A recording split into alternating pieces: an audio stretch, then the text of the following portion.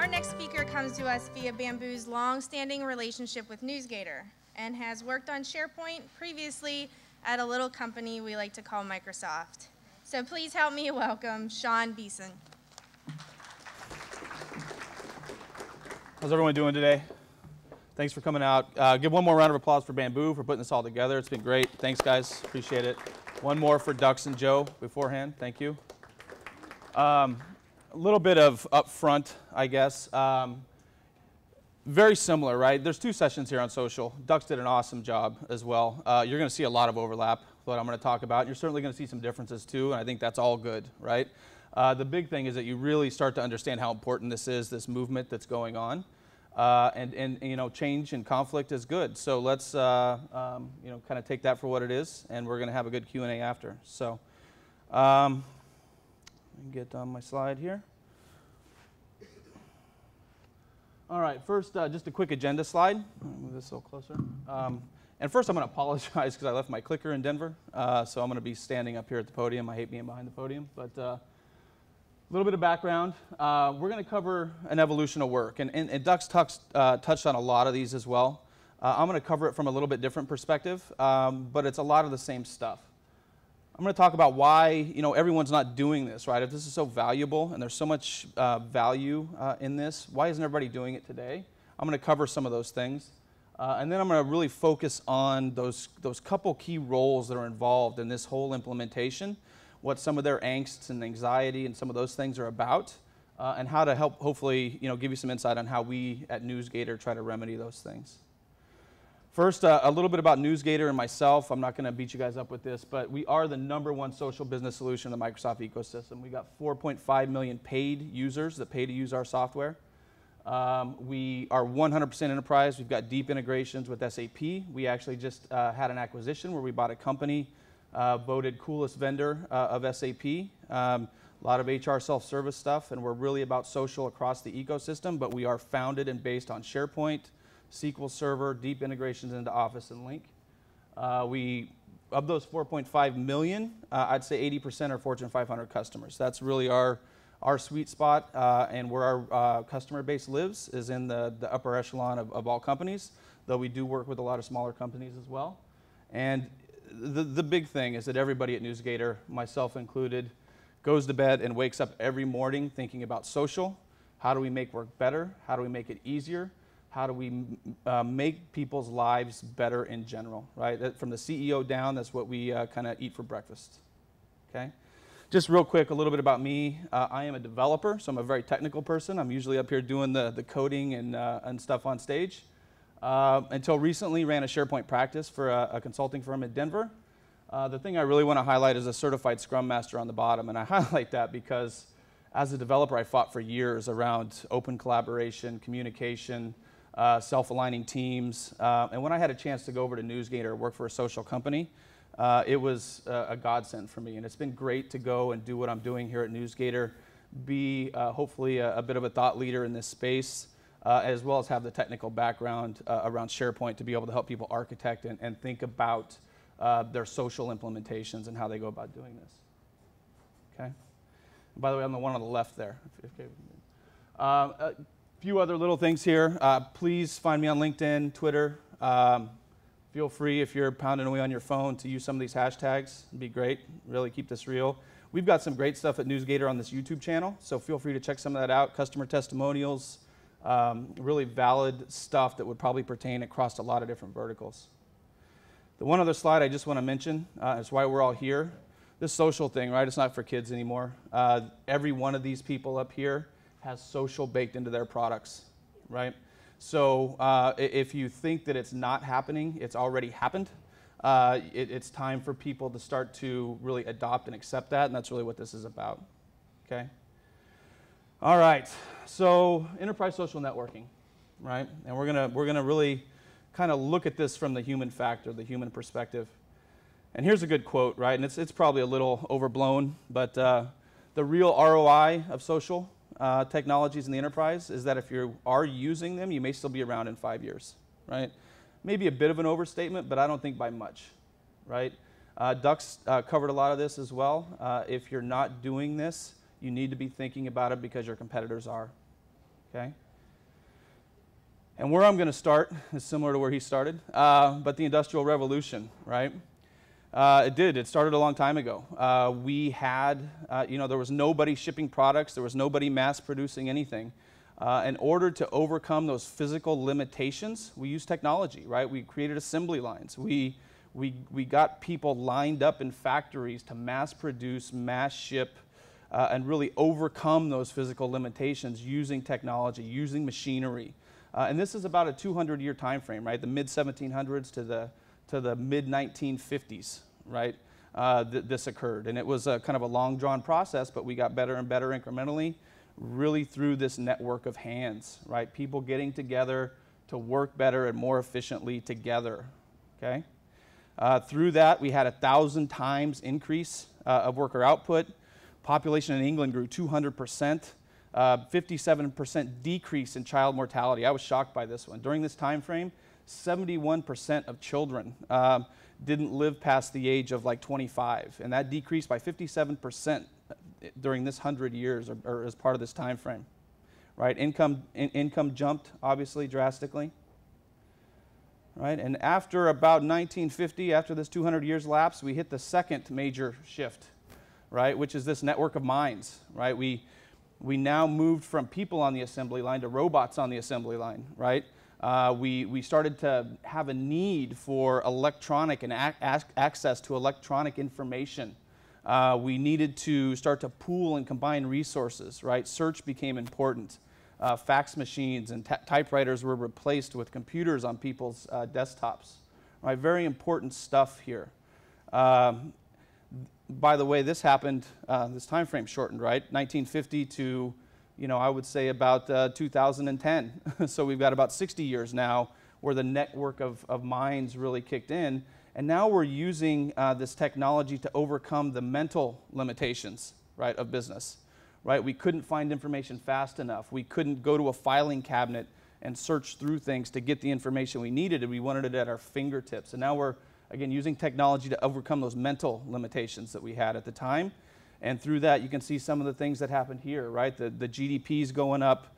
People are living better lives. Everybody has jobs. We're able to, start to grow our economy, right? Here's where we're at today, right? This network of hearts. And this is the third kind of major shift in business and in industry.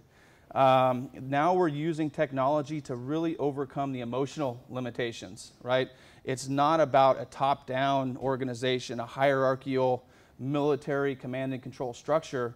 It's about enabling employees, giving them an environment where they can collaborate, where they can get the information they need, where they can be the highly efficient workers that they really want to be, right?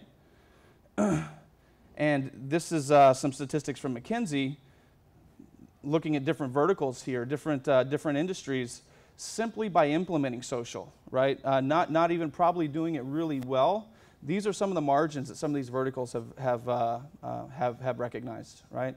5.3% in manufacturing, 6.4% in the financial services, all the way up to 11.3% in professional services.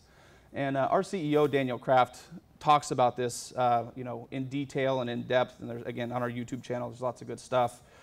I'm pretty simple-minded, so I think about it like this, right? Which is what really makes us human, right? There are three components. We've got opposable thumbs. We can work tools. We can use our brains, and we all want to feel emotionally connected both to the work that we're doing and the people that we work with, right? It's thumbs, brains, and hearts the whole way, and we're nearing that curve where we've got to get on board with engaging our employees and making them more productive, right? And what's driving all of this? I stole this from Cognizant, but I thought this was a great representation of really the driving force behind that, right? We've got a new workforce. We've got a real new global economy and a new world of business. The new and different ways to work with cloud technologies and virtualization. And in general, right, we've got this new workforce. My son is not going to know a life without instant gratification and instant feedback, right? He's 13 years old, and if he's not on FaceTime or Snapchat or something, I don't know what he's doing, right? Because he's just constantly there. And these are the workers of the future. These are the workers in the next 10 years that are going to be in the workforce, and they're going to be pushing us. That instant communication, instant gratification, instant feedback, real-time collaboration environment is the way that the world is going. And these are, again, the driving forces that are pushing this, right? Pushing this forward in every environment. And the value is real here, right? There's really no denying this any longer. Again, this is McKinsey. These are their statistics.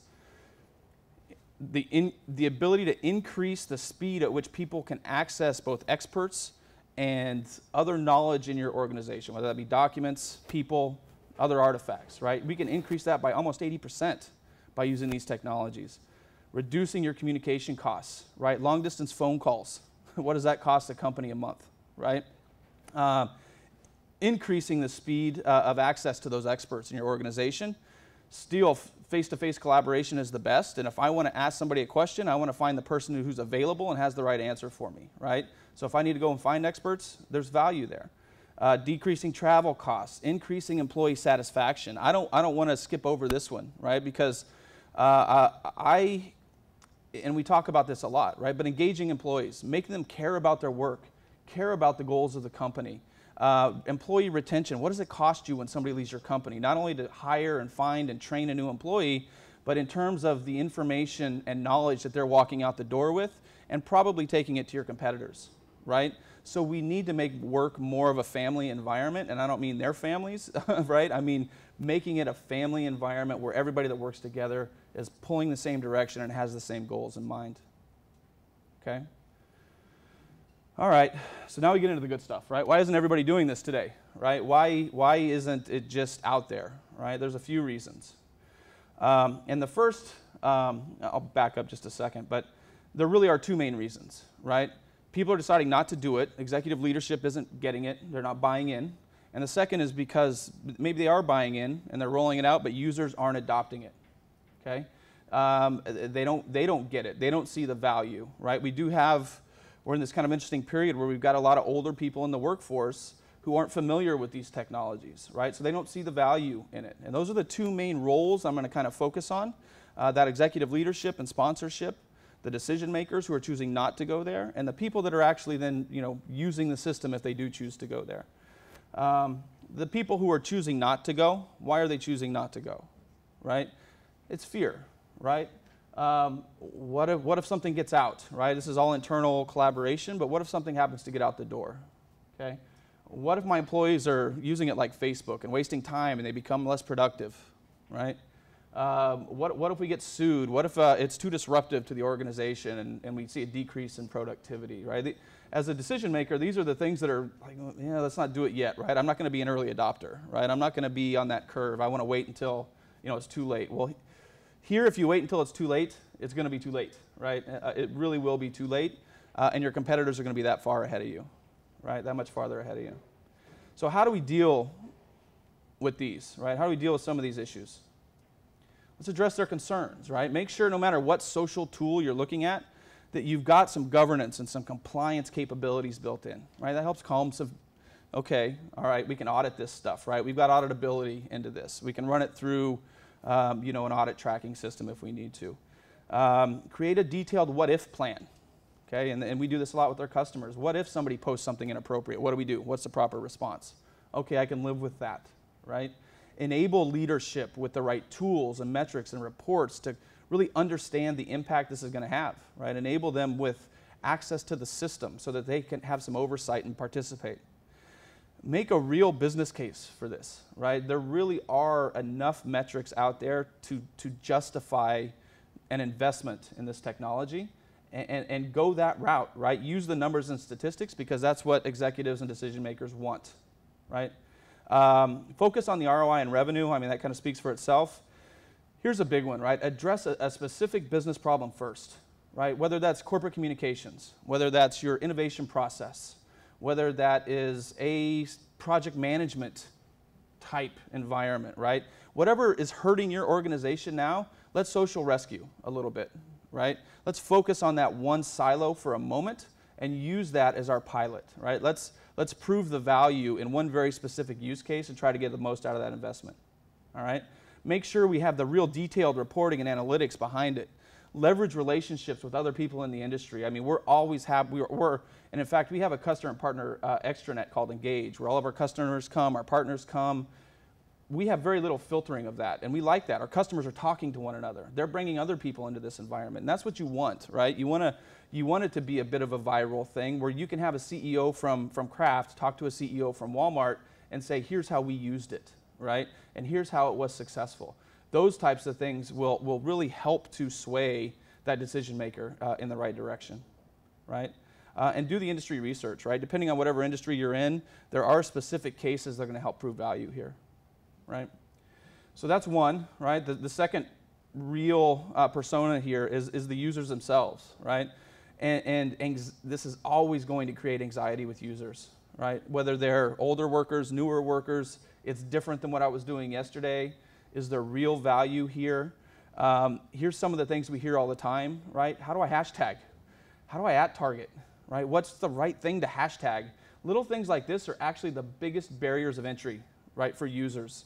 They don't want to seem like, they don't want to go out and post a question on the network because they think other people might think it's a stupid question, right? They don't want to colleague the CEO because they think it's not, hierarchically appropriate. They should only colleague their manager, right? There's lots of these little stress points that just like I don't want to do this today, right? I just want to get my work done, and they don't see how this is going to make their work better. So we need to address these concerns as well for the actual users to help drive adoption, right? How do we address those concerns, right?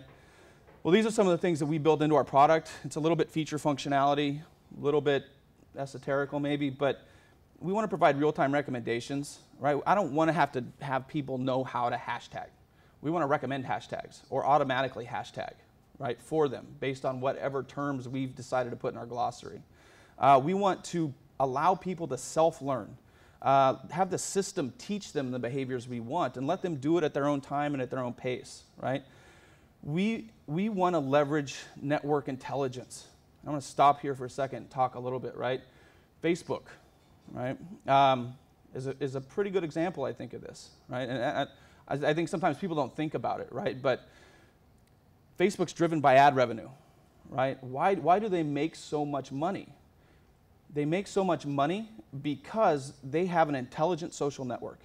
And that intelligent social network is putting you in contact with the advertisers of the products they think you want to buy, right? And they're digging deep into the things that you like and the content that you're posting on and the groups that you join and what your friends like and what movies they've read and books they like. And the analytics behind the scene are trying to understand, well, who are you as a person and what do you like out there in the marketplace? And let's direct very targeted advertising to you as a person.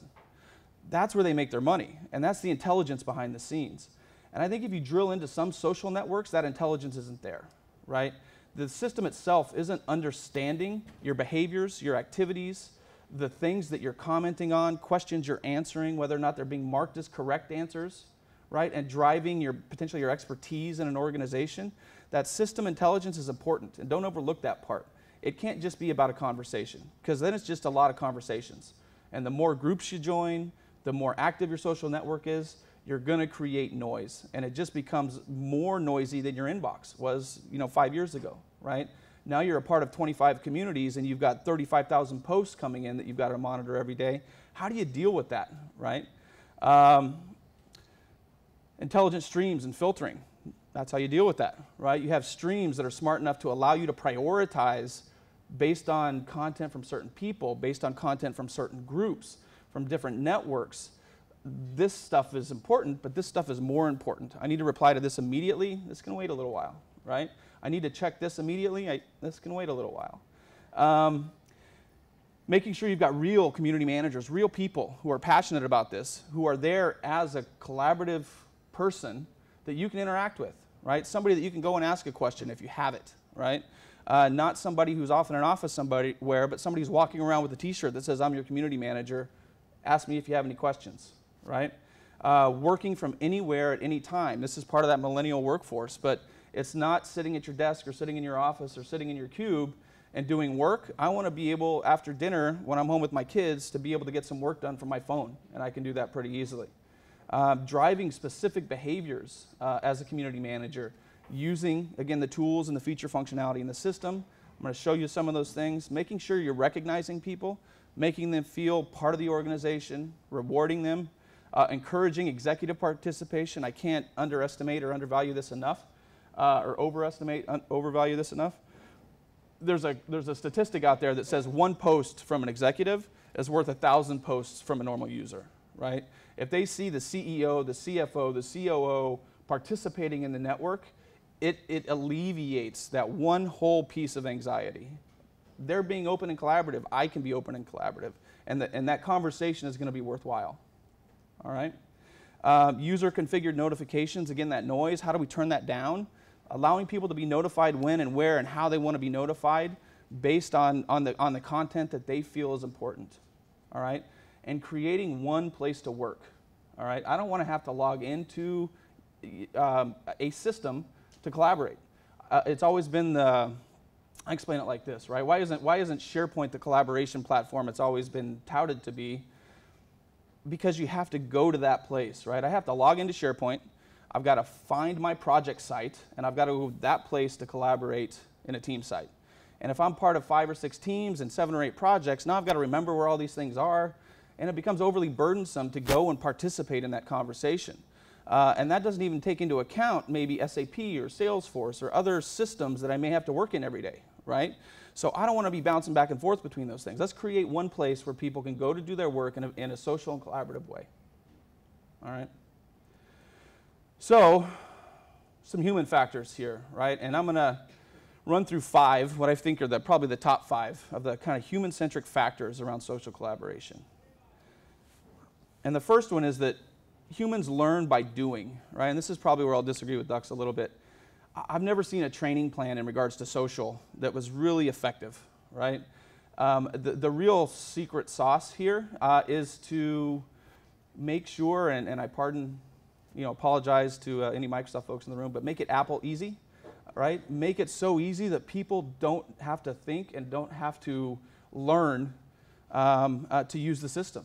And that's why the iPad grew so rapidly, right? It was easy enough for anybody to pick it up and use it, including my 3-year-old, right? And that's what you want your social network to be. And you want to sprinkle in that intelligence and that feature functionality that's going to help them understand that, right? So we've got some things in our product, and again, I'm not up here selling, I'm just using this as an example. A virtual tour to walk people through, right? They can start this tour at any time, they can pick up, leave off, wherever they want. Here's how you post a microblog, here's how you ask a question, and walk them through the system, right? Smart tips, right? Constantly sprinkling in. These are system defined. An administrator can go in and say, here are the behaviors we want people to do. We're going to create smart tips to drive that behavior. It's going to stay in their activity feed, pinned up to the top until they decide to delete it. It's going to train them on how to do it if they want to learn more. Help driving that behavior, right? Getting started, right? Onboarding people into the system. Here are the 20 things that we need to do in sequential order for you to get up to speed on this system, right? And most importantly, leveraging that system intelligence, right? So here's a post. You can see we've gone out to the managed metadata service, our corporate glossary. We're recommending, I didn't hashtag anything here, but we're recommending what the hashtag should be, right? Allowing people to opt in very easily, remove that anxiety, remove that fear. Here are the terms that you should be hashtagging because they're part of our corporate language. Here's the terms that are important. We're recommending destinations and allowing you to post to multiple destinations at once. These recommendations are coming from the activity within these communities. So in this example here, these are recommended because somebody was talking about SharePoint and mobile in these communities, right? Somebody in those communities was talking about it. Now I can broaden my audience. I don't have to go to one group to ask this question. I can ask it across communities because all of these communities have had this conversation previously. And more importantly, we're going out and recommending previous posts that someone has asked, right? Maybe I don't even need to ask the question, right? Again, remove that anxiety. Somebody's asked it, there's the answer. I can self-service, find my own answer, and we're ready to go, right? So humans learn by doing. The next one here, humans work better together. And I stole this, obviously, but I thought it was pretty funny. And this is the way we kind of work, right? I mean, today, a lot of businesses operate this way. How do you get a cross-functional team together to execute on a project when it's not core to their concern? Well, you'd almost do it by osmosis, right? That's the way social technology is going to work. And I'll step aside for a second. My Scrum and Agile development background, right? There's a kind of it's actually a book, right? It's called The Wisdom of Crowds, and it's always an anecdote that's used around Scrum and Agile. The real theory there is that the more people you can get in a room and the more diversified their backgrounds and skill sets, the better solution you're going to come to.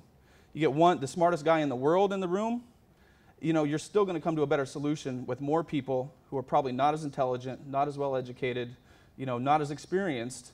You're going to come to the best solution with the most people in the room, with the most diverse background, right? The wisdom of crowds. And that's really kind of what this is about, right? I mean, we want to break down silos. We want to allow people to opt in to the groups and the conversations that they want to be a part of. We want to solicit information and input from across the organization in an open and collaborative way. And we want to break down these organizational silos, allow that bottom-up communication to really facilitate executives knowing what's going on, driving efficiency, and really gaining the value out of this, right? And here's just some statistics around this, right? 200% more innovative. If you've got engaged employees who care about the company, who are actively participating in your network, they are, and these are from McKinsey, by the way, as well, going to be 200% more innovative in your organization.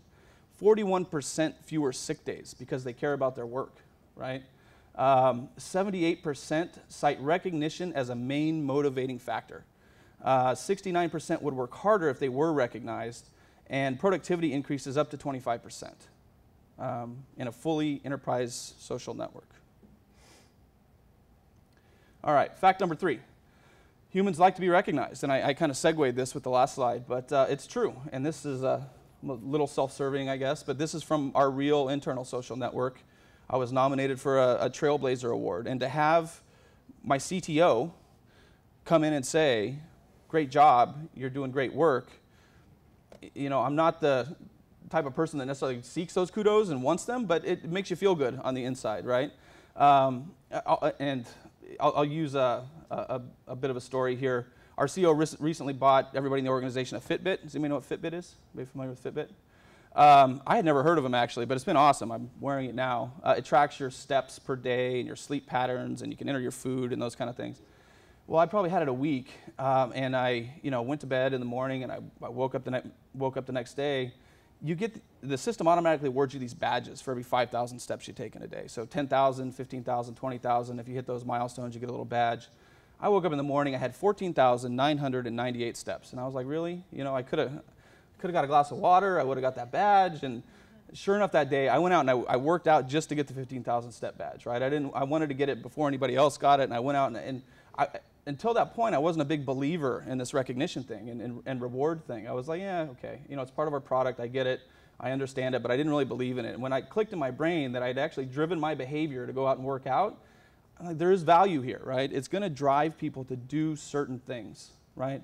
Whether that's an awarded badge that somebody gives you, a peer-to-peer recognition, somebody saying, hey, thanks for a little bit extra, whether it's your overall influence in this gamification of your enterprise and the ability to see how much influence you have in your organization and to be able to drive, your participation driving that number forward is important.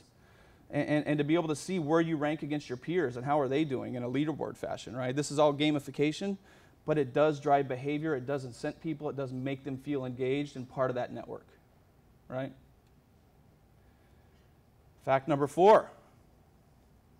We really do want tools that make work better, right? We don't want new stuff. I don't know how many applications I've built for people. Requirements gathering, specifications, working with the users. We go in and we build it exactly what they wanted, and then nobody uses it. And nobody uses it because it's something new. They have to learn different stuff. It's not what they're used to. They don't see the value in it. It happens all the time, right?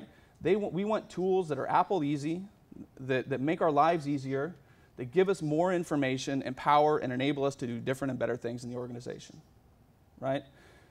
Quick statistic, 28 hours a week is how much time we spend sending emails, looking for the right person, trying to collaborate, right? Up to 70% of our time collaborating internally. This is without a social network. We want to reduce that time and free you up to do real work, right?